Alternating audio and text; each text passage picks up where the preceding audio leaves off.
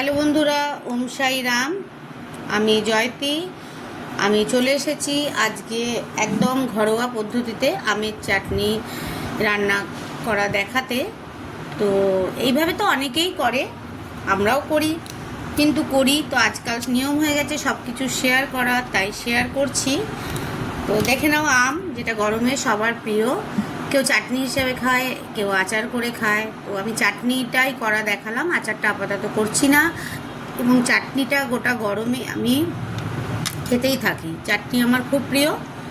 তো তার মধ্যেই যেহেতু আমাদের গরমের টাইমে মনে হয় একটু টকটক খেলে বেশি ভাল লাগে, তাই জন্যই খাই। তো প্রথমেই আমরা আমটাকে কুচি কুচি মানে পিস পিস করে কেটে নিলাম। যে যেমন হিসেবে কাটতে পারো, কেউ পাতলা আরও কাটতে পারো, কেউ আর একটু মোটাও কাটতে পারো।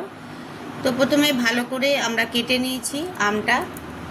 তারপরে আমরা কড়াইয়ের মধ্যে একটু তেল দিলাম। কড়াইটা আগে গরম করে নিয়ে একটু তেল দিলাম। তেল দিয়ে ওটার মধ্যে শুকনো লঙ্কা ফোড়ন আর 5 ফোড়ন দিলাম। দিয়ে একটু নেড়ে নিয়ে তার মধ্যে ওই কাটা আমগুলো যেগুলো কেটে রেখেছি সেগুলো আমরা দিয়ে দিলাম। এরপরে আমরা ভালো করে সেটা নাড়তে লাগলাম। একটু ভাজা ভাজা তো অবশ্যই করতে হবে, বেশি না হলেও হালকা ফুলকা ভাজা ভাজা অবশ্যই করতে হবে। ভালো করে ভেজে নেওয়ার পর সেটাকে আমরা কি করলাম, একটু পরে আমরা দেখে নিলাম যে ওটার মধ্যে একটু নুন দিতে হবে। কেননা নুন যদি আমরা দিতে থাকি বা দিই তাহলে কিন্তু ওটা সেদ্ধ একটু ভালো হবে। অনেকে হলুদ দেয়, তো আমার কর্তামশাই বললো আজকে হলুদ দিয়ে রান্না করব না, আজকে একটু যেমন ফ্রুট চাটনি হয় সেমনি করব। তবে এটার মধ্যে ফ্রুট চাট দিয়ে দিলেই ফ্রুট চাটনি হয়ে যেত। তা আমরা তো কোনো ফ্রুট দেবো না, কেন ফ্রুটটা কমপ্লিটলি ফ্রুট চাটনির ওপরেই হয়। তো এরপরে আমরা ওটাকে ভালো করে নেড়ে প্রথমে একটু জল দিলাম যাতে আমগুলো লেগে না যায়। আমগুলো লেগে গেলে আবার পুড়ে গেলে গন্ধ উঠবে, তো যাই হোক সেটা জল দিয়ে দিলাম। তারপরে ওটা ভালো করে নেড়ে ওটার মধ্যে যে যেমনভাবে খেতে চায়, একটু বেশি লিকুইড যদি কেউ খেতে চায় তো সেটাও দিতে পারে, অথবা যদি একটু কম লিকুইড খেতে চায় সেভাবেও খেতে পারে। এবার সেই হিসেবে জল দিয়ে ভালো করে নেড়ে একটু ফুটতে দিতে হবে।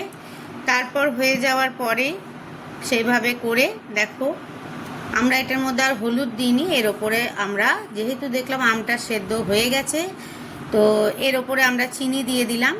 হলুদ দিলে একটু দেখতে ভালো লাগে, একদম ঠিক কথা, কিন্তু উনি আজকে বললেন না উইদাউট হলুদেই হবে, তো আমরাও উইদাউট হলুদেই করা হলো।